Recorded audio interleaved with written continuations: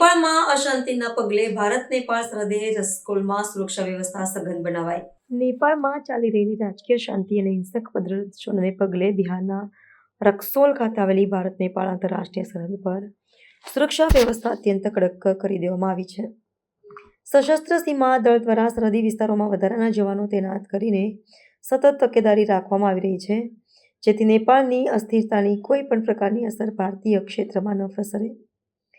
નેપાળ સરકાર દ્વારા કેટલાક સામાજિક માધ્યમો પર પ્રતિબંધ મૂકવાના નિર્ણય બાદ ત્યાં વ્યાપક વિરોધ પ્રદર્શનો ફાટી નીકળ્યા છે.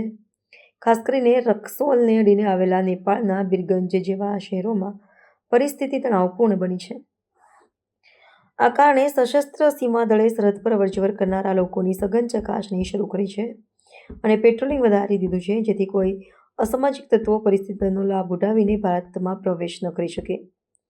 આ સુરક્ષા વ્યવસ્થાના ભાગરૂપે પર્યટકોને હાલ પૂરતા નેપાળ ન જવાની સલાહ આપવામાં આવી રહી છે અને સરહદ પરના વેપાર અને અવરજવરને પણ અસર થઈ રહી છે. ઉત્તર પ્રદેશના સરહદી જિલ્લાઓમાં પણ આ જ પ્રકારની ઉચ્ચ સતર્કતા રાખવામાં આવી છે, જે દર્શાવે છે કે સમગ્ર ભારત નેપાળ સરહદ પર સુરક્ષાને લઈને ગંભીરતાપૂર્વક પગલાં લેવાઈ રહ્યા છે. અધિકારીઓના જણાવ્યા અનુસાર આ તમામ પગલાં સાવચેતીના ભાગરૂપે લેવાયા છે અને પરિસ્થિતિ પર બારીકાઈથી નજર રાખવામાં આવી રહી છે.